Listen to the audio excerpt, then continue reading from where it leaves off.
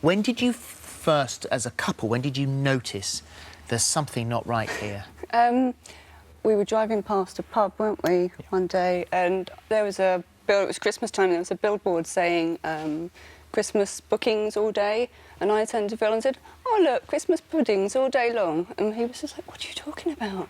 And it was just the kind of semantic issues and the word finding difficulties that started to take place, and you were quite concerned, weren't you? Because we'd had this antiphospholipid syndrome, the Hughes syndrome, the clotting condition. That was before you were married? That was before, yeah, before I was being married, and then it got diagnosed, and then various little bits started to kind of chip away and start to fall apart and go wrong. And the problem is here is that getting a diagnosis was really hard. It took a really long time. It was an absolute battle, and it's such a shame that we had to go through this, which, you know, we've got the NHS, we've got all these kind of doctors and everybody, and you automatically presume that you go to them and say, this is what's happening, they're going to know what's happening. And one neurologist completely missed it, in quite an appalling way, actually. Yeah, they were vile, they were so rude to me. They basically referred to me as a hysterical white female.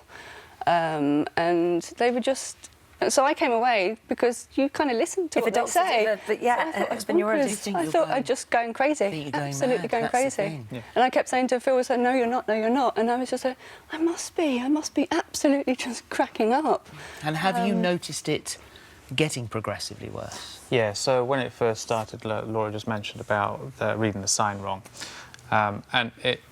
So that was the beginning of it, really, and then she'd have kind of episodes where that would maybe last 2 or 3 minutes, and then they would get longer, and we'd get to a point where maybe she'd have an hour episode where she'd have problems with her language or wouldn't be able to make coherent words, and then she'd start becoming confused, and her short-term memory would suffer, and then they would tend to go after maybe an hour or two, and then it would get to the point where, you know, she would become, if tired in the evening, then she would go like this. And then it's now got to the point now where... It's every day now, It's every day.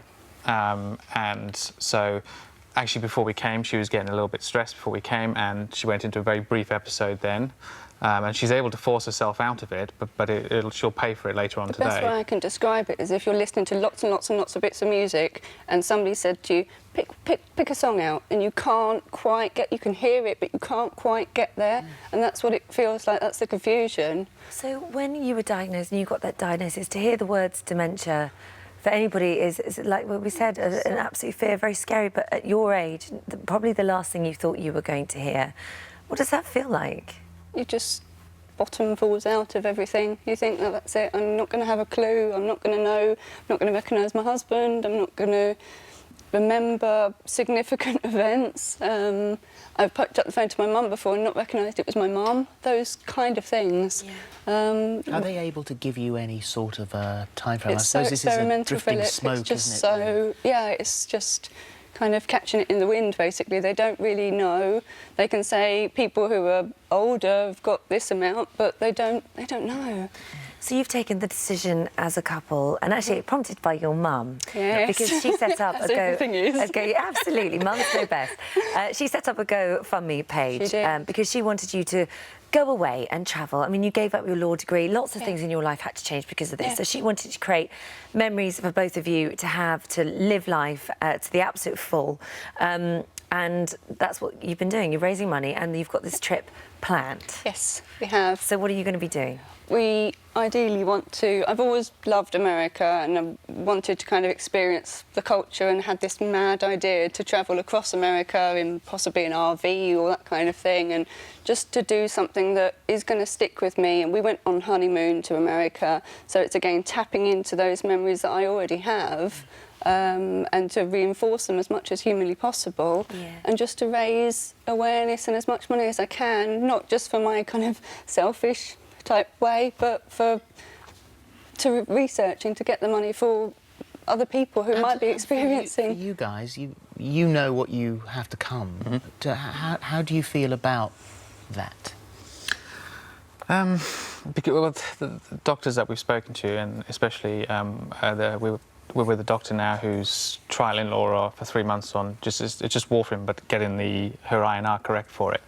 And this doctor thinks that she thinks it's the best hope Laura's got, but she said there are other stuff she can try, but they're much more probably damaging to Laura's health. So, like, you know, there'll be autoimmune suppressants and all that kind of stuff if this doesn't work. And we haven't got a timeline. We haven't got any form of timeline. They just don't know. They don't know. But there's no cure. No, there's no cure. So it will slow. What you desperately want is for it to slow it down as so we're much as hoping possible. that Laura going onto warfarin will allow her brain to uptake the glucose that's required to keep these parts of the brain that's running, and slow down the progression. But there is no guarantee on anything. The big thing, as we said right at the very beginning, is the fact that you're here, you're talking about it. You don't want anyone else to sit there thinking, "Oh my God, what's happening to me? I'm going mad," because it can tragically happen earlier on. You're not going mad, and at least you're arming people with a little more knowledge. That I had that. You're not going mad, however. But at least I know, and I'm whilst I can, ambassador and kind of get the word out. That's exactly what I want to do. If you enjoyed that, there's more of the same right here. And make sure you subscribe so that you never miss the best moments from this morning.